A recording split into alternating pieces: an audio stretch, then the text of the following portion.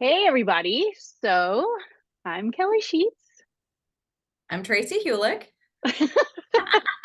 Okay, we're introducing ourselves because we have decided to start having some conversations about the nuances of veganism and being at the sanctuary, Harmony Farm Sanctuary. We talk about these things and we write about them on our blog, but we thought it'd be nice to have these conversations just to get to some of the things that aren't easy to write. They're a little more complicated than just writing a blog post, and that maybe it'll be thought provoking for you. So we're going to have some conversations here coming up. It's probably us, and we'll get Robine on here a little bit, and maybe some of the other people involved in the farm, just to maybe and invite people to be, more interested in veganism, also to understand a few of the things, and even for vegans that are maybe listening or hearing, there's always these nuances that even between all of us, um, we have differing opinions or ideas, and so it's fun to like hear other people's opinions. So that's what we're doing and how we are. So let's start. Tracy, why don't you tell them first? We'll tell you how we got involved with the farm, and then we thought today we talk a little bit about how we became vegan and why that even matters. So why don't you tell them how you got involved with the farm? Yeah, so I got involved with the farm in early September of 2020. So I had, and this will tie in a little bit to my vegan story, which we'll get to eventually, but I became vegan in October-ish of 2019, and then I moved to Bend, Oregon in April of 2020. And so, as we all remember, April 2020, there was, lockdown, no one was doing anything. And here I'm moving to a new place that's a much smaller town. I mean, Denver compared to Bend is exponentially smaller. And I started thinking, how am I going to meet people, I moving to forgot this that it was place? like actually that was like the epicenter, like the moment. Yeah, Wow. April 20th. Here I'm like Yeah. driving across the country with the dog in the car, and the freeways are just wide open. No one's out, no one's it was so bizarre. And so one of the things I thought about that I could get involved with that could be pandemic friendly was getting involved at a sanctuary. But I wanted to like get my footing first and get settled in, and like find my favorite grocery stores, these really important things I was super into. And it was August, and I felt ready to commit my time and get to know some people. And so I'm really tenacious. So I found the website. I read everything. Any way you could contact them, I was like, I'm going to Instagram DM and text you, and I'm going to email this. And so, being now that I know her, like she doesn't even know me at the time. I'm like, you're like coming in all these different platforms. So I'm like, no, I want to come meet your animals now. And so, and then I kept following up too. So I was that I person. didn't know that. Yeah. And so then it was right before Labor Day, and a friend of mine was coming to visit, my friend Patty, who's part of my vegan inspiration that we'll get to. So she was coming. So I have my heart set on doing a tour at the farm with my vegan pal Patty. And so, you know, Rabbian wasn't really doing tours. It got really super smoky. I'm like, could I have picked a worse time to be like, come on, I want to come over. But she decided to do a tour just for us. And we had the Nice. best time, and we're out there and it's so hot and it's smoky and you have masks on. We're trying to social Yeah. distance outside and all this stuff. But I was having the best time. I loved these animals. I thought Rabin was amazing. And so we get done with the tour that she gave. And I said, okay, like, what's the protocol for volunteering? She's like, well, normally I'd have you wait for a planned safety training, but I'll just do it. Can you come back this weekend? It's like, yeah. So she totally fast tracked things. Nice. I signed up for 2 feed shifts right away. So I was doing a Sunday morning and then a Monday PM feed Yeah. shift every week. And for like, I don't know, like more than a year, I held Yeah. those two. But then I was doing more training on the weekend because I was getting ready for a climb in Tanzania and all these things. So I started exploring different ways to be involved, which has been so fun because I've done Yeah. tours, which is my favorite. I love doing tours for people. I love the freestyling of like Yeah. your audience and what's important and what are they keying in on. And like I did improv for a long time in my younger years. So it's like that with You more of a did? I did.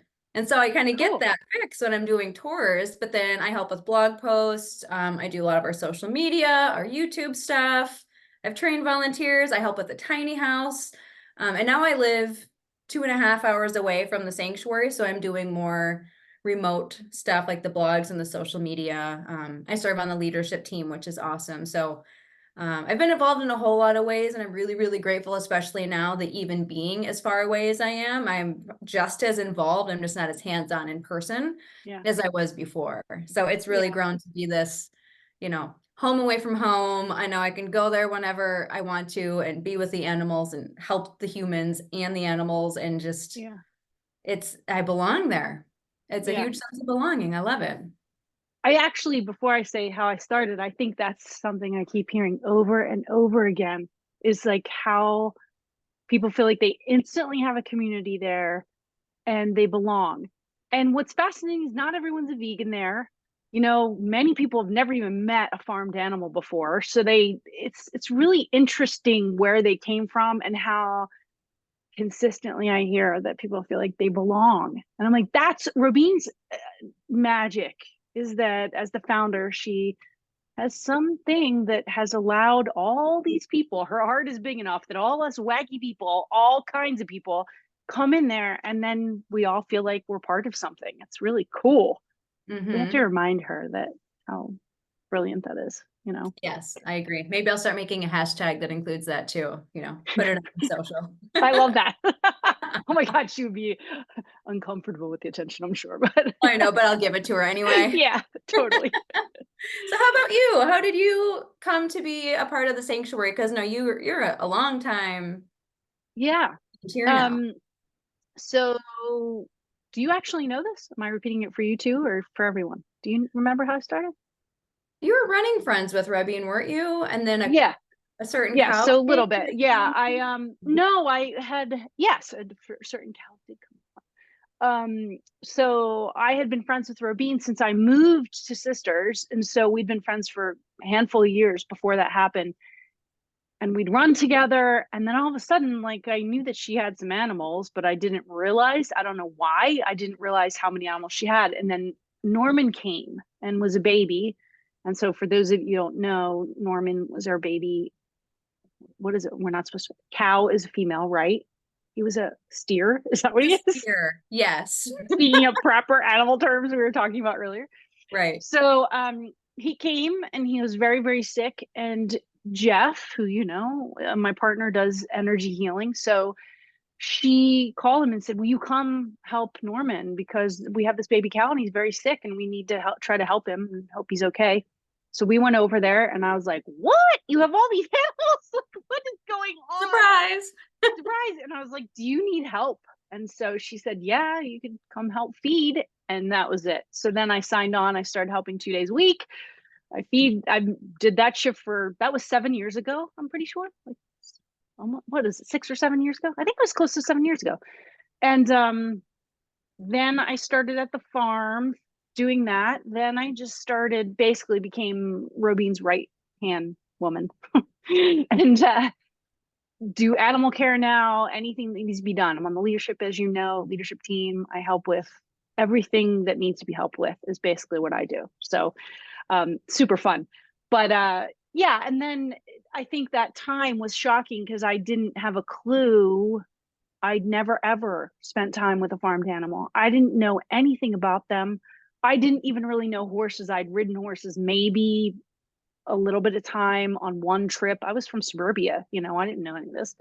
So I'd never seen any of these animals. Now, I'll tell you how I became vegan. I'd actually been vegetarian for years, decades actually. And that was purely based on being in college. I'm sure I told you this. Like, I was in college and wanted to save money on meats, and use the money on beer and partying. So I stopped buying meat and lived on like pasta for years. And that was like my first seriously divine intervention, because that actually showed me that, wow, I feel better without it. Like that, by mistake, growing up in a meat eating family in middle class America where, meat and dairy were the thing, I just didn't have it because I was being very frugal and smart with my money. And then I realized I felt a lot lighter and I felt a lot better. So that really was the beginning of my journey towards. So then I was vegetarian for, I don't know, 20 years before I became vegan. And this is where I have compassion for people, because of course, I heard the information. I knew, like, I didn't know, I wasn't consciously thinking about farmed animals, like the suffering and the the neglect and the abuse. I didn't know any of that. Like I did know because I'd probably heard, but I didn't really know because I'd blocked it out probably. So I do understand what the mind does. And then when Mudana came to the farm, which and you didn't get to meet Mudana, right? She was only around for, she didn't even make a year, I don't think. But Mudana came, the day Mudana came, I became vegan because I met a dairy cow. I know it's like the one of the pivotal moments of my life, actually. I have I met this goosebumps right cow. now. I know. I Yeah. met this being that was just, she'd been sent to slaughter because, you know, she was used up. She was sent to slaughter. She was pregnant. And Hmm. I learned that that's not that uncommon, which was blah, like sickening to me. And it happens in pigs, it happens in all these animals. So she shows up. She was so devastated. Like that was her energy, was like, why am I even living? Is what it felt like. Like this body just kept going and she just was stuck in it, is what it felt like. And I was really this like churning happened. When she delivered her baby, the baby died. And she just was depressed. It was terrible. It was, and that was it. Boom, done. I never have had it since. Like it was like the easiest decision in my life because it wasn't about me anymore. It wasn't about, it was definitely about other. And I was like, holy cow, all these animals, they live at the mercy of humans. All these animals, I'm like, they don't get to choose what they do. Like they get moved around like chess pieces in the world. And that was really profound. So that was it. And now, then what happened was slowly I became more invested in advocating and activating, I think. And I didn't even want to be a damn activist. I've said this, like I didn't want to be because like it feels so unattractive and so hard, but I've really been examining over time. Like I caused a lot of harm in my years of participating, which has been so normalized in our culture. So I do understand it's hidden behind ads and normalized. And so I participated in that for a long time. I don't want to do that anymore. And I definitely want people to know there's, you don't have to, you can be extraordinarily healthy and fit on a vegan diet. You don't have to create this suffering and be part of it. So that was my journey to veganism. It was like, boom, one day, that was it, done. It was like a trauma to my system. And Wow. now I want to save all the animals. So now, like, you feel compelled to be an activist. Like, you don't Oh even have yeah, a choice. there's not a choice. And I know we're getting like already a little bit outside of the range of what we put for today, but since it so Yeah, naturally came up, yeah, I want to ask the follow up of like, okay, so activist can be like a charged word. I mean, even like yeah. vegan can be a charged word for Uh-huh. someone, but like I found there's so many different ways to be vegan, so many different ways Yeah. to be an activist. And so like for you, like how are you an activist in this space? It's been a little bit up and down over the years. Primarily the way that I've found, so I think, I'm an entrepreneur, I'm in business. So what I've learned over the years in that is that I have had to find my style of marketing, right? What works for one person, making YouTube videos for one person, maybe writing newsletters for another person, maybe running paid ads works. So you have to find your own way. For me, what I realized was that I had to play a little bit with like, what is the activism for me?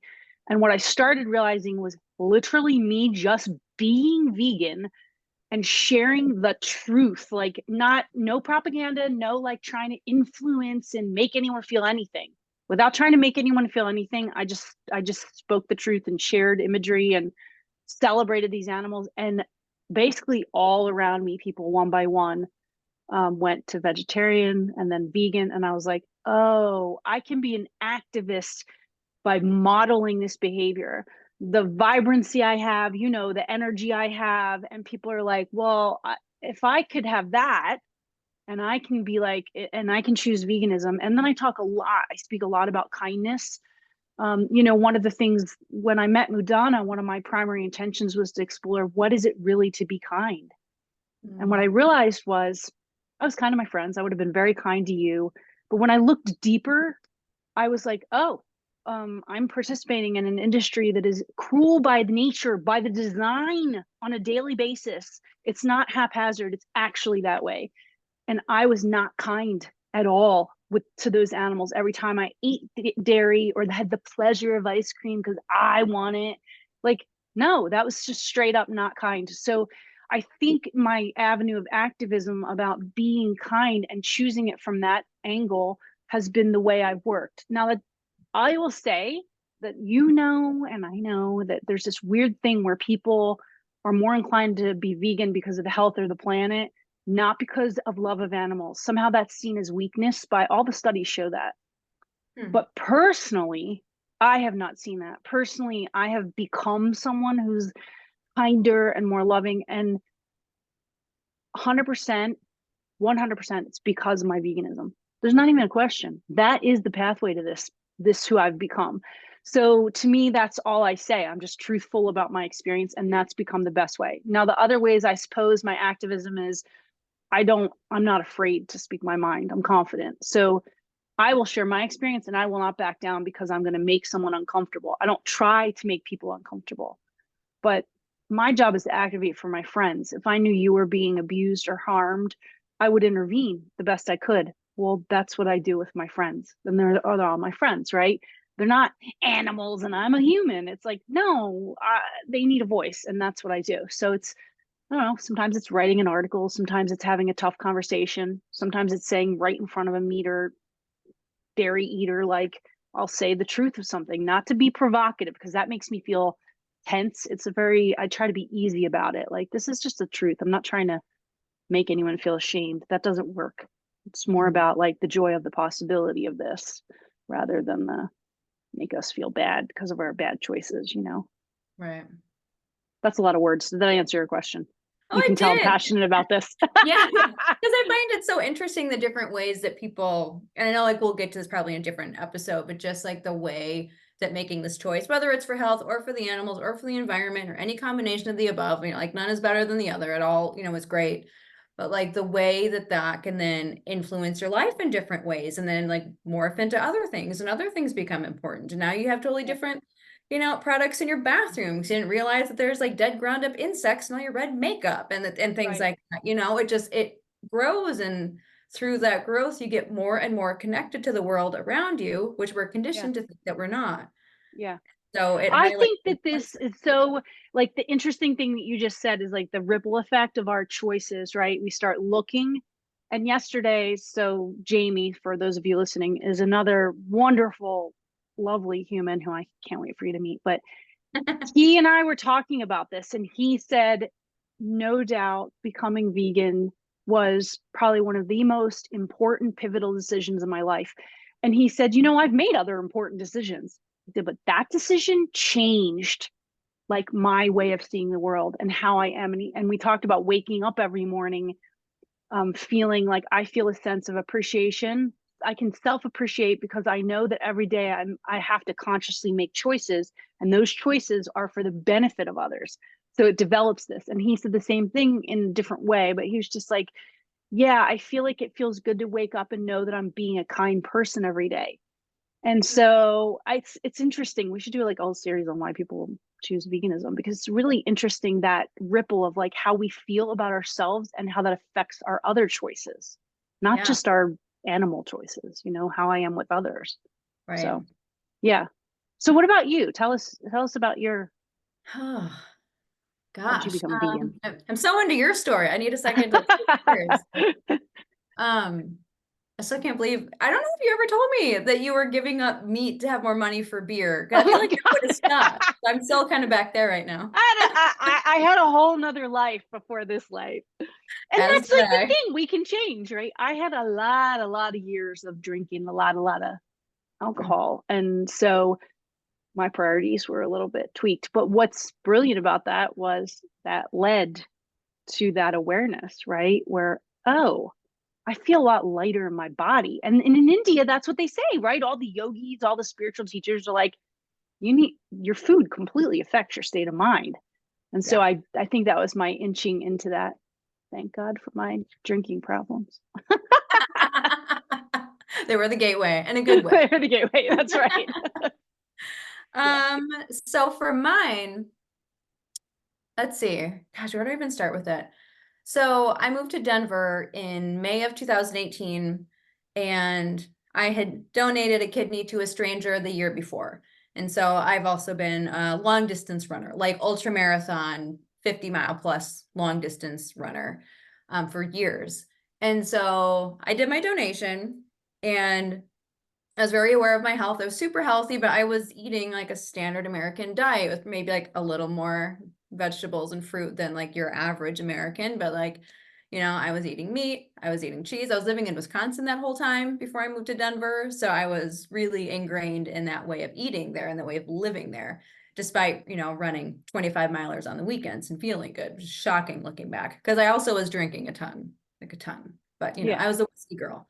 Yeah. And so I moved to Colorado, and right away I knew a few people there that I connected with that were other kidney donors. And it just so happened that 3 of those primary kidney donors that I got to know right away, 2 are vegan and 1 is vegetarian, which is very interesting because there's a lot of vegans and vegetarians in the kidney donor community, which I find that to be an interesting correlation. And so here I was friends with these women, and I'm there and I'm getting back to running long distance because I'm not fully recovered from my surgery. And we would go out places and I would see the way that they would eat, but I would never ask. Like I wasn't curious yet, because I was like, oh, I want this and I love cheese curds and I'm gonna have this Chicago style hot dog. And then I didn't even register, that someone might be feeling some kind of way because I'm eating meat in front of them. I just wasn't thinking, like I didn't have the space to consider that. And so fast forward to very beginning of October of 2019, and I had just run my longest ultramarathon ever, which I'm pretty certain is my last one because I don't want to do it anymore. It was 100 kilometers, and I did great. I was like 13 hours of running in the altitude in Colorado, like flawlessly executed. It was great. And after, I was in so much physical discomfort. I think that was the worst physical pain I've ever had in my life, because all of my skin hurt except for my face and my hands, my soft palate, and my mouth hurt so bad because you're like your mouth breathing and like and that would get raw. So all those long races, I'd have a hard time having anything in my mouth for like 4 days. And so I couldn't really swallow. My skin hurt everywhere. My muscles were starting to get tight. I was just miserable. And so this lasted, it was like day 3 of that. And I'm still in so much pain. And I'm sitting there, I'm like, I will do anything to help my body to heal faster because I am miserable right now. So that night, 3 days after my race, it just so happens that my girlfriends that are kidney donors, they wanted to have a little potluck, but they told me, they're like, it's a veg-friendly potluck. So like any person who doesn't have a clue, I brought chips and salsa because that's what everybody brings. Right. Basic. A vegan get together when they don't know, or like hummus. And so we're there, and I have more mental space because like here, I'm done training. I'm in my recovery mode. It's now October. I like to follow the seasons. And the days are shorter. And so I'm sitting there and I'm like seeing the way these women are eating, and they're healthy and they're vibrant and they're lovely people. And so I asked them for the first time after hanging out with them for more than a year, I asked each of them, why are you like vegetarian or vegan? And like, what makes you stay doing that? And all 3 of them had very different stories about their why, but they all had so much joy in what it's brought to their lives and how they move through the day and the choices that they make. And it deepens like the friendships who have that common value about that. And like those 3 women were so close at the time. And so I've always treated my body like a science experiment. I'm not like tied to anything. I'm like, I'll try this or I'll tinker with that. It's like, let's try whatever. And being a kidney donor, you will get routine blood work. So I had a whole lot of previous like markers of how my kidney function was doing specifically. Because during all this, my kidney function of my remaining kidney was declining a little bit every time I would go, but my transplant team wasn't concerned because they knew how much I was running. They're like, just hydrate a bunch. If there's blood in your urine or it's too dark, like let us know, stop, drink a bunch of water, whatever. Yeah. And so I didn't like that. I was like, I feel like I can do stuff like this and still have really good kidney function, but I just don't think they know about this food stuff that I was just starting to hear about. So that night I asked them, I'm like, well, I think I might do this. And the movie Game Changers had just come out on Netflix. And so all 3 of them were like, game changers, because they had all seen it. And I had just done this race. So I was like, they're perfect target audience. So that night I go home and I had Netflix and I put it on right away. And I think I was up to like 1 or 2 in the morning, because then I was like, oh, I can't believe, and I started down this rabbit hole. So I decided to go vegetarian for 30 days. And by day 7, I realized that I was eating like raw fruit and vegetables and nothing else, and felt like, and cheese. I was eating a whole bunch of cheese, and I'm like, I think I'm doing this wrong. So I realized the dairy felt terrible. And I had now been watching Yeah. these documentaries. I'm like, okay, forget vegetarian. I did it for a week. I'm straight up vegan now. But I'm going to do 90 days, and then I'm going to get my blood work done so that I can see exactly what's Yeah. going on. So I was like all in. I was like super in on like Dr. Greger, like his Oh stuff, yeah. and like multiple times watching these documentaries and listening to Rich Roll podcasts. And my mind's just blown left and right. And I start cooking more. Like, I was a queen of DiGiorno pizzas and stuff like this. And there was something so liberating about going to Sprouts. That was my local grocery store that I Yeah. still miss. I wish we had one here. But I could do all this cooking, and I wasn't going to contaminate my kitchen. And I didn't realize how much I hated cooking meat, because I always thought I was going to like get blood on something, Oh, or like the chicken infecting this, or now I touched a door handle, didn't realize, no, there's salmonella here. And, you undercook and you're going to get sick. And I felt so free not worrying about that. All you got to do is wash your vegetables. Like, right. That's true. right? So I started using all these different things I'd never tried before. And I just thought it was so funny, because here I had this impression that if you went without animal products, you would be eating like 5 things. And I ate so more Yes. things Yes. once I went vegan, because like now I'm like trying all these different things, because these recipes call for like artichoke hearts. I'm like, I don't even know what that is. And so I get through the 90 days, and I even had a Thanksgiving in there. And so my now husband, we were in a new relationship at the time, and he'd been Yeah. vegan before. So he was real Yeah. supportive. So he flies to Denver, and here I'm like, I'm sweating balls. I'm like, I've been eating this way for like 6 weeks, and I'm cooking a Thanksgiving vegan dinner for this guy that like, I just told him I love you for the first time. Yeah. Yeah. Yeah. And so, I mean, it turned out great. I made the best carrot cake I've ever had in my life that day. Not without stress. But so then I get to my blood work at the 90-day mark, and I knew how I felt. And like you said, I felt lighter. I never had like that heavy, like want to take a nap feeling after eating anything anymore. I just didn't exist anymore. Like my body had gotten used to eating that way. So my runs felt different. They felt better. I was sleeping better. Like I was just being a better partner to myself. Like I was even hydrating better, like all these things that just Yeah. helped me bring all these great things to my life of taking care of myself better. So I get my blood work, and my remaining kidney was now just like 1 point away from functioning like 2. So it had improved that much, which was amazing to Unbelievable. me. So huge Yeah. swing in kidney function. My cholesterol had dropped like 35 points, and it wasn't even high cholesterol to begin with. Yeah. Just everything looked outstanding after only 90 days. Yeah. So from there, I was just like, okay, like this is just how I'm gonna be now. And I also stopped drinking at the same time. So I went vegan and did sober October at the same time, Yeah. and then Yeah. kept on going with sober October. Yeah. But so to start with doing it for health and talking about this in my kidney community too, because like a whole lot of other people have transitioned to veganism after donating. It's really cool that these Yeah. conversations are happening. And there's a ton of research now on kidney health and veganism. Yeah, and Yeah. Dr. Grover is so good about that. I share his info videos from nutritionfacts.org a Oh, lot good. new Yeah. donors so they can see the science of it.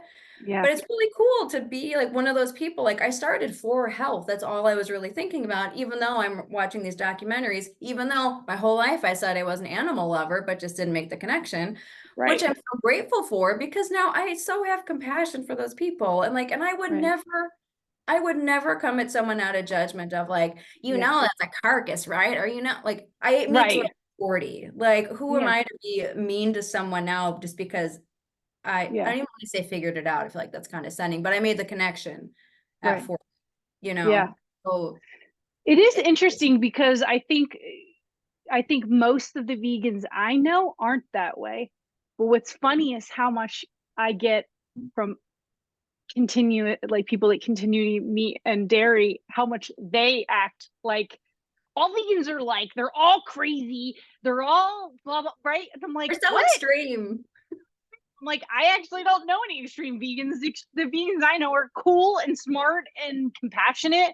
So it's a Mhm. really fascinating thing to like look at that. I'm like, oh yeah, well of course I wouldn't ever treat someone that way. Like I just wouldn't treat someone that way and shame them or embarrass them or humiliate them. Like, no. And most people I know, I don't, maybe sometimes once in a while, there is a quote unquote crazy vegan that comes to the farm and we meet them, but that person is probably like that vegan or not. They are unbalanced and they're provocative and they're not, that's how they are going to be no matter what.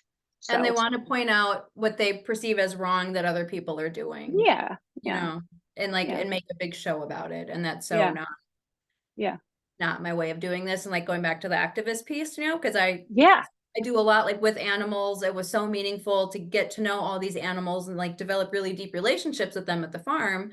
And then I've even actually changed my career path. I was in the financial industry for 18 years, and I now am a year and 8 months into working for a global nonprofit that's focused on animal rights, farmed animal rights. And so I now work with activists all day long. And so it's very interesting because there are some folks that are really like very like direct and loud, and this is wrong, you should do this, yeah, and that's fine for them. But like I really had to find my own way in this space of now I work with activists all day long. I volunteer with activists on the weekends and weekdays.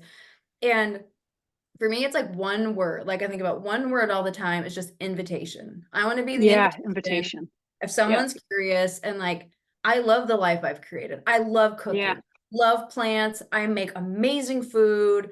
I have yeah, incredible experiences with animals, and I love yeah, to share all of it. And I'm so happy. So if I could just yes, share that and just be embodied like you talked right, about, and someone just wants to ask, like, what do you like? What meds are you on, or what are you doing? It's like, I'll tell you. Like, I right, have extreme sources of joy that are really right. reliably consistent.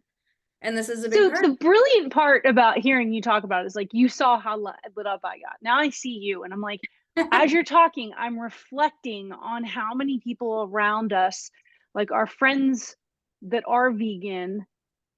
It is interesting. It does, like hearing Jamie talk about it. I know Sherry and even Jen at the farm. She's over the last couple years, she's vegan now, and it's like this lightness, this joy. It is like a source of joy. I don't know what it's like, worth the investigation, I guess, but it feels inspiring. Like watching Changers or You Are What You Eat, that new one on Oh, Netflix. so Good good. one, right?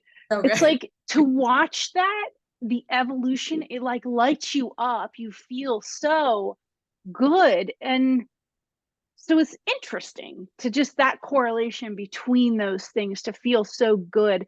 And I feel like people get it because we try to do good, like meat eating, dairy eating people are trying to do good things. There are a lot of people that are efforting in the world to make the world a better place.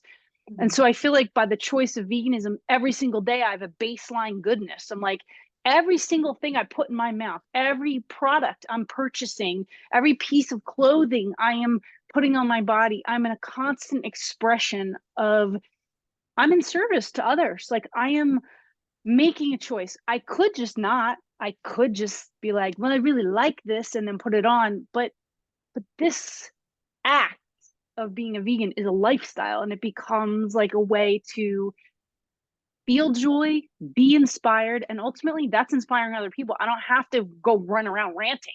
It's like it's pretty cool. But I hadn't really thought about that before this conversation. That it's just the cycling of this, and I watch it with so many people. Mhm. It's Yeah. happening. Yeah. I mean, like there can be such a strong magnetism. I mean, like for both of us just talking, it's like I'm sure anyone Right. who watches this or like listens to this or Yeah. whatever will hear how authentically excited we are. And Yeah. it's not at someone's expense, like, oh, we're so much better because we're doing this and you're not. Like that's nothing to do with it. And at least for Yeah. me, has everything to do with like so often people can feel really isolated and they feel lonely. They feel like their choices exist in a vacuum. It doesn't matter that whatever they do doesn't matter. And we get conditioned a lot of ways to believe that to be Yeah. true. And when you start to learn like where your food comes from, like how is it treated? What are the conditions that it lives in? How old is it when it gets slaughtered? That an adult chicken who goes to slaughter still chirps like a baby bird because it's so young. Like you Yeah. realize that these choices you make, like every dollar you spend is a vote towards something. And so you at least start to feel connected to something Powerful. greater, and I have goosebumps again when I talk about this Yeah. because like vote for something with every dollar that you spend, like what are you voting for? And it's meaningful to know to the best of your awareness, you're voting for no harm, and Yes. can really get like in maneuvers, like think about like, you know, iPhones and things like that. And like, there's so many other Yeah. things that are also problematic, but this is something where it's like really It's so tangible, direct. really It's clear. tangible. When you Yeah. look, you know, but if you're not Yeah. looking for it, it's like Big Ag does a phenomenal job of not letting you know what's really going on. You Yes. know, it's like, Yes. I forget who it says, but like there's a reason slaughterhouses don't have windows. You That's don't right. get to see it unless Yep. you seek it out or it just happens through your algorithm or whatever. Right. But Or it's some activist breaks the law to go show us what's happening. so Those true. activists are good too. Yeah. They're the crazy ones that light up the world with knowledge. Like we need people that are willing to do those things. Yeah. But And I yeah, this appreciate them and I I know love that's it. not me. It's not me either. So I appreciate them. That's right. It's not me. But Mhm. yeah, I love this. I mean, I feel like we could just keep talking forever. I feel like for today, we like talking about, I don't know, part of this, I guess the intent is to ask you all like listening to be curious, right? Like you just finished saying you matter, right? We each matter. Like these choices matter. So it's like just the consideration of thinking about your choices. You don't have to be perfect. We don't have to like ask people to do it all right. Like be vegan tomorrow. It's like, yeah, like there's many ways to like begin to make an impact one choice at a time. And Mhm. we know the animals that are being impacted. So it does matter. Like when you choose like just whatever, if it's meatless Mondays or it's like most of the time you're cutting that stuff out or trying vegan options like replacements, it does matter. Every single meal matters to the animals that we know because they won't be suffering and their cousins and genetic cousins.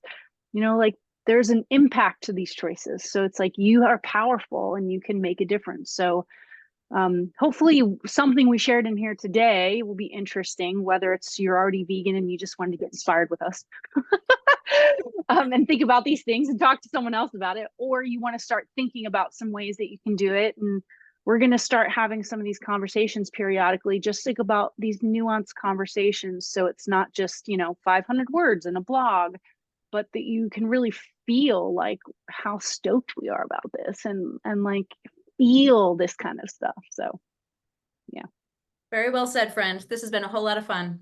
thank you. All right. Have a great day, you guys. See you soon.